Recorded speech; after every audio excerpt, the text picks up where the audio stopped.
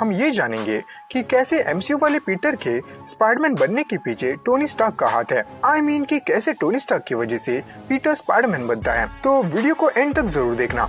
अब एमसीयू का पीटर कैसे स्पाइडरमैन बना, इसके अराउंड थ्योरीज 3-4 सालों पहले ही निकलना शुरू हुई थी, क्योंकि जब से हमें एमसीयू में स्पाइडरमैन इंट्रोड्यूस हुआ तब से हमें उसकी ओरिजिन की कोई भी क्लियर आइडिया नहीं मिली। लेकिन जब स्पाइडरमैन नो वे होम रिलीज हुई तब ये जो थ्योरीज थी वो और भी ज्यादा स्ट्रांग हो गई। एंड इन्हीं थ्योरीज में से हम मोस्ट एक्यूरेट थ्योरी को डिस्कस करने वाले हैं। अब ये थ्योरी हम 2 पॉइंट्स में डिस्कस करेंगे। Point 1, who created the spider, and point 2, how it bite Peter. अब टाइटल को देखकर आप लोग समझ ही गए होंगे कि हु क्रिएटेड द स्पाइडर, लेकिन उसे समझने के लिए आपको इस एक्सप्लेनेशन की जरूरत है। तो अभी तक हमने जितने भी स्पाइडरमैन ओरिजिन्स देखी है उसमें हर एक स्पाइडरमैन की ओरिजिन की शुरुआत ऑस्कॉप से होती है, जहां ऑस्कॉप में जब एक्सपेरिमेंटेड रेडियोएक्टिव स्पाइडर पीटर को काटता है तब उसके और स्पाइडर के डीएनए मॉडिफिकेशन या फ्यूजन की वजह से पीटर को पावर्स मिलती है एंड वो स्पाइडरमैन बनता है।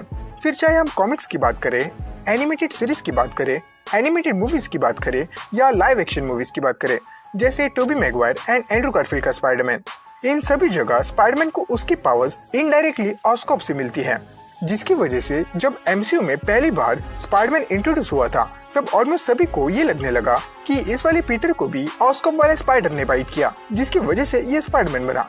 लेकिन नो वे होम के रिलीज के बाद अब ये बात पूरी तरह से क्लियर हो गई है कि एमसीयू में ऑस्कॉप एग्जिस्ट नहीं करता। Oscorp doesn't exist. लेकिन अगर ऐसा है तो पीटर को कब, कहाँ और किस स्पाइडर ने काटा? अब एमसीयू में अभी तक हमें स्टार्क इंडस्ट्रीज के अलावा कोई भी बड़ी टेक एंड साइंस ऑर्गेनाइजेशन दिखाई नहीं गई है जो ऐसी वियर्ड एंड खतरनाक एक्सपेरिमेंट्स अफोर्ड कर सके या उन्हें फंड कर सके। हाँ, हैमर इंडस्ट्रीज एग्जिस्ट करती है लेकिन वो उतनी भी बड़ी नहीं है एंड ना ही उसमें वो बात है। तो हम ये अज्यूम कर सकते हैं, इनफैक्ट हम ये मान के ही चलते हैं कि इस एक्सपेरिमेंट को स्टार्क इंडस्ट्रीज के द्वारा किया गया था या किसी वे में उन्होंने ही इसे फंड किया। मतलब कि अपने इस एमसीयू में जो रेडियोएक्टिव स्पाइडर पीटर को काटता है वो स्टार्क इंडस्ट्रीज ने बनाया था। अब यहाँ पर अपना point 1, who created radioactive spider, तो क्लियर हो गया। सो अब बात करते हैं पॉइंट नंबर 2 की, how and where it bite Peter. तो सिविल वॉर में जब टोनी स्टार्क पीटर को रिक्रूट करने उसके घर जाता है तब पीटर को लगता है कि टोनी स्टार्क उसे बॉर्न विद पावर समझ रहा है, जिसकी वजह से उस सीन में पीटर स्पेसिफिकली ये मेंशन करता है कि उसे उसकी पावर्स मिले अभी सिर्फ 6 महीने हुए हैं। And I've had these powers for 6 months. लेकिन मेरा ये मानना है कि टोनी को ये बात ऑलरेडी पता थी।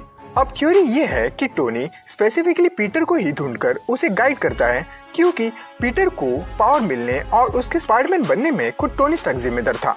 वो कैसे? Let me explain.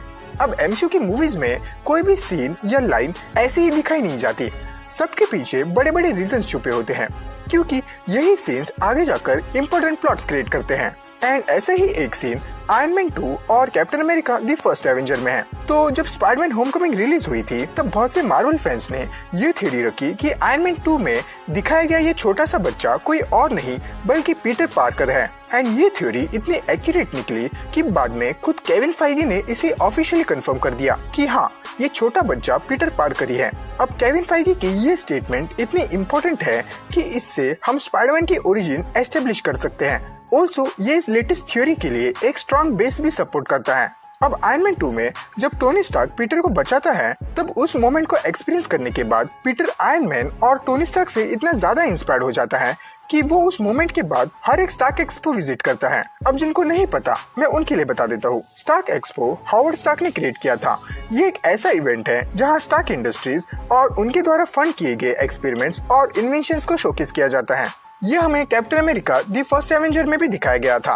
अब इन्हीं एक्सपेरिमेंट्स में से एक एक्सपेरिमेंट ऐसा होता है जहां से स्टार्क इंडस्ट्रीज का रेडियोएक्टिव स्पाइडर गायब हो जाता है एंड यही स्पाइडर बाद में जाकर पीटर को काटता है जब वो इंग्लैंड में हुए स्टार्क एक्सपो को विजिट करता है। अब स्टार्क एक्सपो जनरली अप्रैल मई के दौरान टेक प्लेस करता है एंड वहां से अगर हम 6 महीने कैलकुलेट करें तो अक्टूबर नवंबर आता है, वो टाइम पीरियड जब Captain America the Civil War take place हुई थी। अब जब टोनी को पता चलता है कि उसका एक एनहांस स्पाइडर मिसिंग है तो वो उसको ढूंढने लगता है एंड ऊपर से एज ये स्टार्क इंडस्ट्रीज के द्वारा बनाया गया था तो टोनी को उस स्पाइडर के हर एक कैपेबिलिटीज के बारे में पता होगा कि उसके काटने पर क्या क्या पावर्स मिलती है। एंड ऐसे ही जब पीटर का एक वीडियो यूट्यूब पर वायरल हो जाता है तब टोनी उस वीडियो को देखकर समझ जाता है कि ये उसी स्पाइडर की वजह से हुआ है, जिसके बाद वो इमीडिएटली इसमें इन्वॉल्व हो जाता है एंड पीटर को मेंटोर एंड गाइड करता है। एज टोनी स्टार्क पीटर के लोगों को बचाने से इम्प्रेस्ड हो जाता है।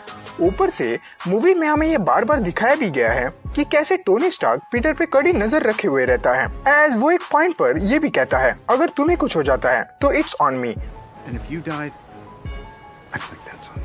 विच मीन्स कि टोनी की वजह से ही पीटर इसमें इन्वॉल्व हुआ है एंड अब ये उसकी रिस्पॉन्सिबिलिटी है कि वो उसे एक अच्छा रास्ता दिखाए, क्योंकि with great power comes great responsibilities.